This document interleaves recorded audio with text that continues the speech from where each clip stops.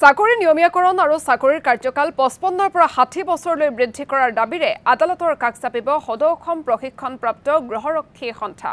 গৃহৰক্ষীসকলৰ সালসলনিৰ লগতে নিযুক্তিৰ ক্ষেত্ৰত হোৱা বিভিন্ন বিসংগতিক লৈ আদালতৰ দ্বাৰস্থ হ'ব সদৌ অসম গৃহৰক্ষী স্বেচ্ছাসেৱক কল্যাণ সন্থাৰ যৌথ সমিতি।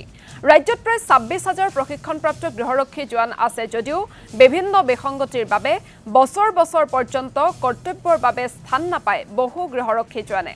আনহাতে একাংশই প্ৰশিক্ষণ নোলোৱাকৈ শীৰ্ষ আৰক্ষী বা সংশ্লিষ্ট বিভাগৰ মুৰব্বী বিষয়াসকলৰ সৈতে গোপন বুজাবুজিৰে দীৰ্ঘদিন ধৰি কাম কৰি অহাৰো অভিযোগ উত্থাপন কৰিছে সন্থাই।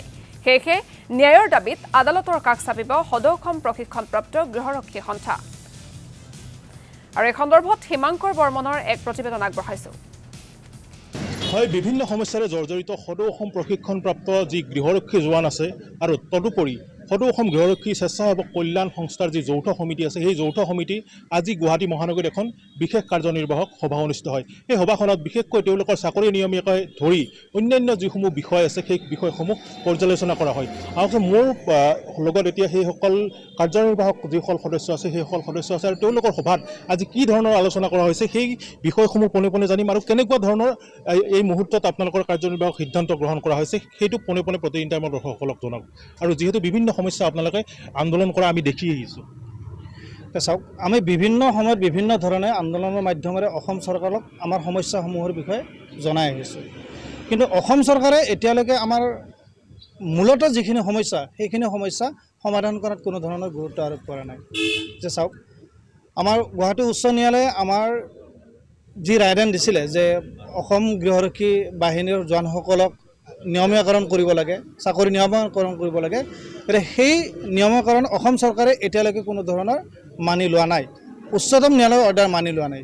সেয়েহে আমি অসম চৰকাৰৰ মাননীয় মুখ্যমন্ত্ৰী মহোদয়ক তথা গৃহ বিভাগক আমি অনুৰোধ জনাইছোঁ যে আপোনালোকে যদি অনতিপলমে এই নিয়মীয়াকৰণৰ ৰায়দান যদি আপোনালোকে মানি নলয় তেনেহ'লে আমি পৰৱৰ্তী সময়ত আমি সুপ্ৰিম কোৰ্টৰ দ্বাৰস্থ হ'বলৈ বাধ্য হ'ম।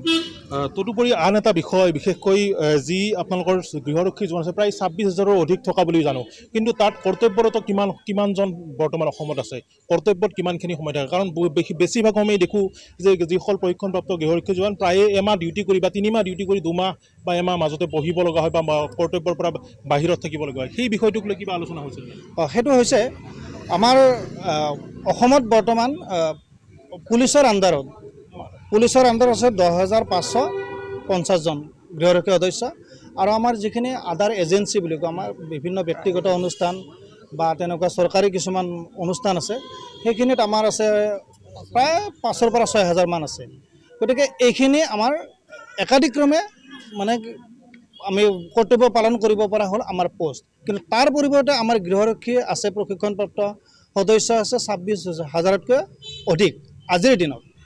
গতিকে সেই পৰিপ্ৰেক্ষিতত আমি অসম চৰকাৰক আমি অনুৰোধ জনাইছোঁ যে আমাক স্বচ্ছভাৱে নিকাভাৱে সমমৰ্যাদাৰে যিটো আমাক কৰ্তব্যত নিয়োজিত কৰাৰ কাৰণে ছফ্টৱেৰ হোমগাৰ্ড ডেভেলপমেণ্ট ছফ্টৱেৰ ছিষ্টেমটো লাগু কৰিছিল, তেওঁলোকে আমাৰ মাজত প্ৰচলিত কৰিছিল, সেই ছফ্টৱেৰ ছিষ্টেমটো এতিয়ালৈকে সঠিক ধৰণে কাৰ্যকৰী হোৱা নাই।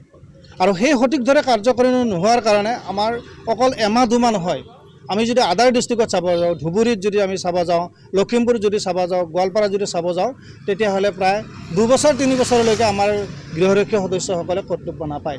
কিন্তু তাৰ মাজতে আমাৰ যিখিনি SP সকলৰ মাজত কৰ্তব্য পালন কৰি আছে, কিছু সংখ্যকে কিন্তু বছৰ বছৰ ধৰি একেটা পদ্ধতিতে কৰি আছে।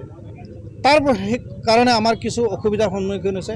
সমানভাৱে আমাক কৰ্তব্যত নিয়োজিত কৰাত চৰকাৰখনে ব্যৰ্থ হৈছে।